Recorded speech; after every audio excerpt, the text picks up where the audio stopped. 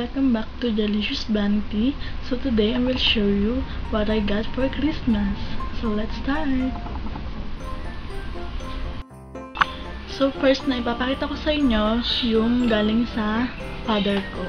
Itong Kuwo Cosmetics palette. Ganito yung lalagyan niya. Ang cute-cute niya kasi handy lang siya. Pwede siyang pang travel. Pwede siyang dalhin. Kaso medyo mabigat siya. Tapos papakita ko sa inyo yung sa loob niya. Ganito yung sa loob.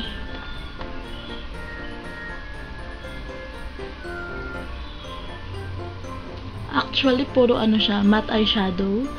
So, I love it because I love matte. So, sa loob niya, ganito. Tatlong blush on. Tapos, lips. Dito din, meron. Yan. At meron din siyang brush. Ayan. Kung gusto niyo to gawan ng review ko, guys, comment down below lang kayo. Tapos, gagawin natin to ng review. Galing ulit sa father ko, itong Rimmel Mascara.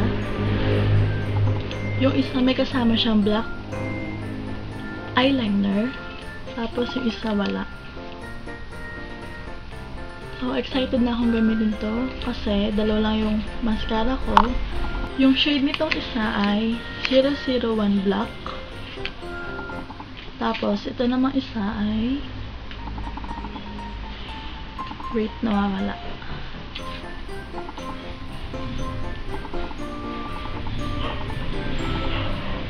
Extreme Black.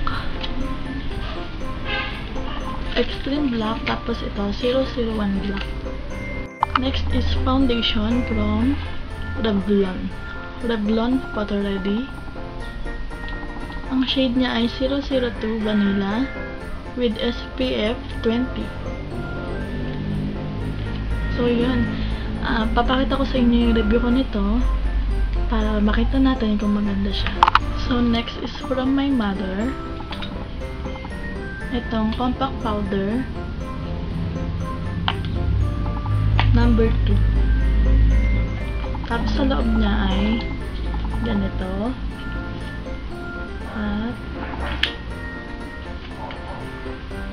ganito. So, hindi ko pa siya nagagamit at excited akong gamitin siya kasi iba-iba siya ng shade. So, comment down below para ma-review ko to at gagawin ko to ng review para sa inyo. So, next is eyeliner. So, isang set siya na eyeliner. Yan. Galing dito sa mama ko. Yung sa baba niya ay puro lang siya black. Tapos, ito ay assorted color na. So, excited ako gamitin to kasi mahilig ako sa iba-ibang kulay ng eyeliner. So, thank you, mama!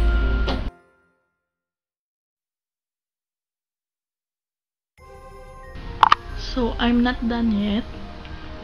Ang next naman ay yung sa mga pinsan ko. Mga regalo sa akin ng pinsan ko. Simulan natin dito sa Naked 4 Translucent Powder number 1. Galing siya kay Joyce. Hi, Joyce! Saka itong MAC Travel Pack palette. Galing din ito kay Joyce. Ganito siya sa loob. At ganito.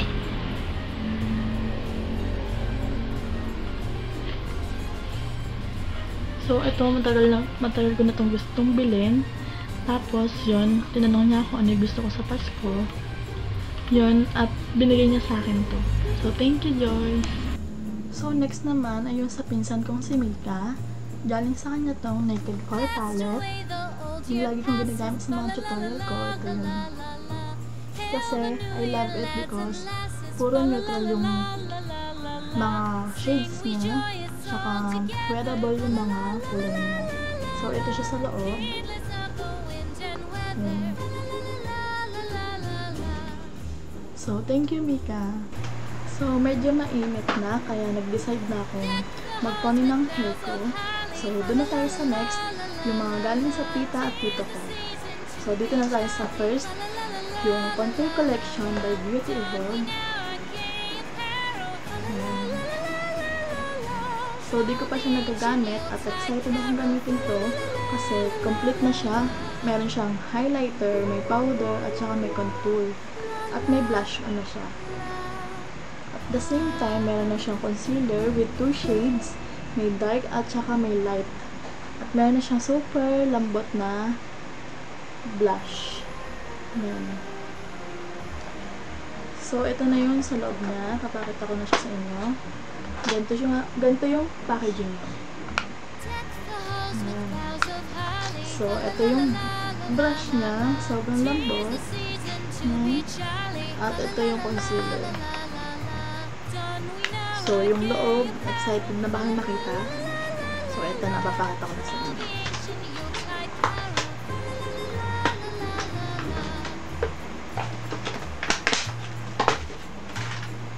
So, ito siya.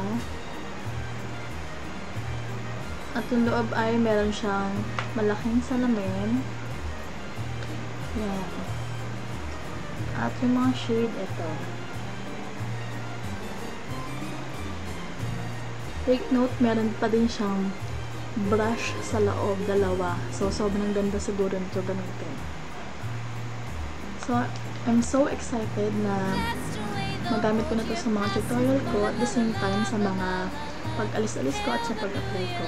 Kasi first time ko nagkaroon ng contour kit. So, thank you so much, Tito Jerry and Tita Michi. So, dun na tayo sa last, but not the least, itong Bath and Body Works na lotion. At itong Jingle All The Way Bath and Body Works Body Lotion. Ito ay Paris Amore. Ito, Jingle All The Way. Para silang mabango. So, next ay itong super cute na bag from Tita Mila at Tita Onggi din. Super gusto ko na siyang gamitin kapag aalis. Kasi super handy lang siya dalhin. At super cute. So, thank you so much, Tita Mila. So, that's all for today. Thank you so much sa mga nagbigay sa akin ng gifts ngayong Pasko.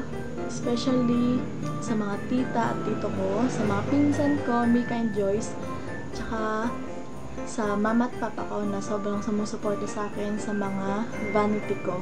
Thank you so much. Merry Christmas and Happy 2016. See you again in my next video. Bye!